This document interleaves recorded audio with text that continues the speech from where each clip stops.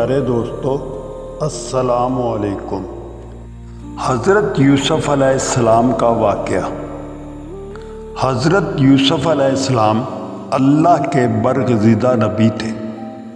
قرآنی قصوں میں سب سے بہترین قصہ ہے جس میں ان کی پیدائش سے لے کر اپنے ماں باپ سے ملنے تک کا مفصل ذکر ہے۔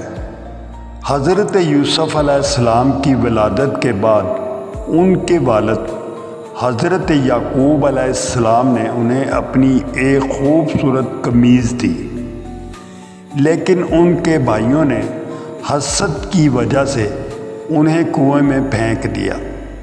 کنویں سے نکالے جانے کے بعد حضرت یوسف علیہ السلام کو مصر کے عزیز زلیخا کی بیوی نے خرید لیا تھا۔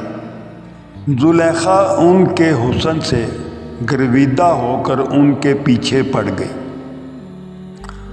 حضرت یوسف نے اللہ سے ڈر کر انکار کر دیا۔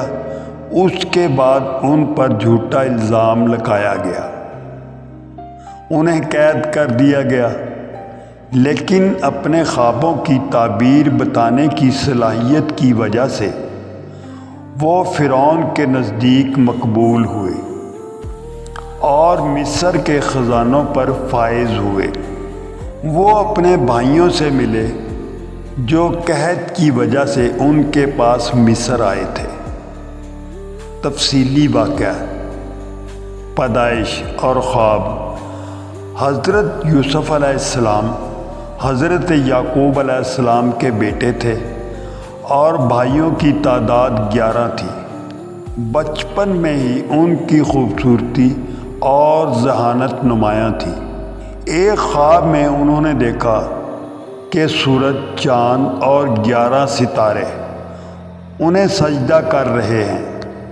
ان کے والد حضرت یعقوب نے انہیں خواب کو کسی کو نہ سنانے کی تاکید کی۔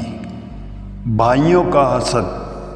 بھائیوں نے حضرت یوسف علیہ السلام کو ان کی حسن، خوبصورتی اور خواب کی وجہ سے پسند نہ کیا، اسی لیے انہوں نے انہیں کنویں میں پھینک دیا اور ان کے والد کو بتایا گیا کہ ایک بھیڑیا حضرت یوسف علیہ السلام کو کھا گیا۔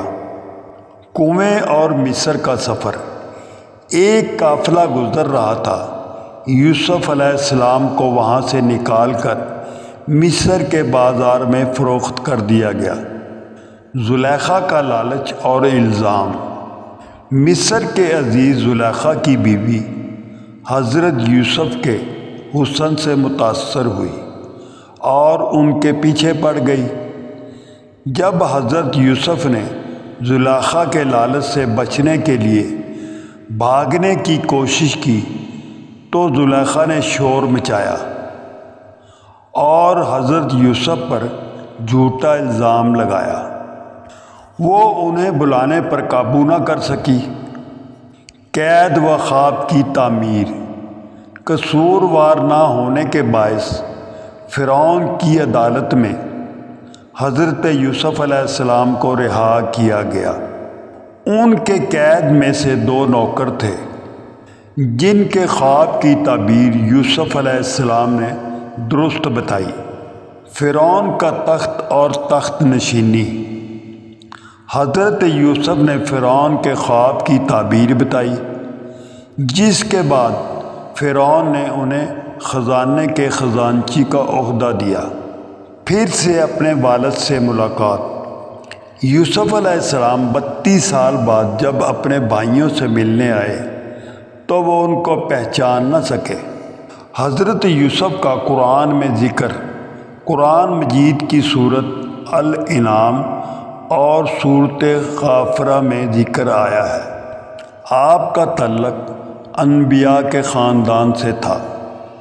11 سال کی عمر میں نبی ہونے کے آثار واضح ہونے لگے تھے۔ آپ نے 120 سال کی عمر پائی۔ یعقوب علیہ السلام نے بھیڑیے کا خطرہ یا تو اس وجہ سے محسوس کیا کہ سرزمین کنعان میں بھیڑیے زیادہ تھے، اور یا اس وجہ سے کہ حضرت یعقوب نے ایک خواب دیکھا تھا کہ وہ خود ایک پہاڑ کے اوپر ہیں، یوسف علیہ السلام پہاڑ کے دامن میں ہیں۔ اچانک 10 بھیڑیوں نے یوسف پر حملہ کرنا چاہا، مگر ان میں سے ایک بھیڑیے نے مدافعت کر کے چھڑا دیا۔ پھر یوسف علیہ السلام زمین کے اندر چھپ گئے، جس کی تعبیر میں اس طرح ظاہر کی کہ 10 بھیڑیے یہ 10 بھائی تھے۔ جس بھیڑیے نے مدافعت کر کے ان کو ہلاکت سے بچایا وہ بڑے بھائی یہوذا تھے، اور زمین میں چھپ جانا کنویں کی گہرائی کی تعبیر ہے۔ اس خواب کی بنا پر خود ان کے بھائیوں سے خطرہ تھا۔ انہی کو بھیڑیا کہا گیا تھا، مگر مصالحتاً پوری بات ظاہر نہ کی۔ لیکن جب ان کو کنویں میں ڈالنے لگے تو وہ کنویں کی من سے چھت میں چمٹ گئے۔ بھائیوں نے ان کے ہاتھ باندھ دیے تاکہ کسی چیز کو نہ پکڑ سکیں۔ اس وقت حضرت یوسف علیہ السلام نے پھر ان سے فریاد کی، مگر بجائے ان پر رحم کرنے کے جواب ملا، 11 ستارے جو تجھے سجدہ کرتے ہیں بلا وہی تیری مدد کریں گے۔ پھر ایک ڈول میں رکھ کر کنویں میں لٹکا دیا، درمیان سے رسی کاٹ دی گئی۔ اللہ تعالیٰ نے حضرت یوسف علیہ السلام کی حفاظت فرمائی۔ قریب ہی ایک پتھر کی چٹان جو باہر کو نکلی ہوئی تھی صحیح سالم اس پر بیٹھ گئے۔ بعض روایات میں ہے کہ جبرائیل علیہ السلام نے چٹان پر بٹھایا تھا۔ یوسف علیہ السلام 3 روز کنویں میں رہے۔ ان کا بھائی یہوذا دوسرے بھائیوں سے چھپ کر روزانہ ان کے لیے کھانا لاتا، ڈول کے ذریعے ان تک پہنچاتا۔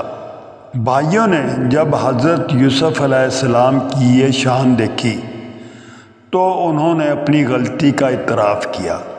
حضرت یوسف نے بھی پیغمبرانہ عقو و درگزر سے کام لیتے ہوئے فرمایا، جو ہوا سو ہوا، آج تمہیں کوئی سرزش ملامت نہیں کی جائے گی۔ السلام علیکم ورحمۃ اللہ وبرکاتہ۔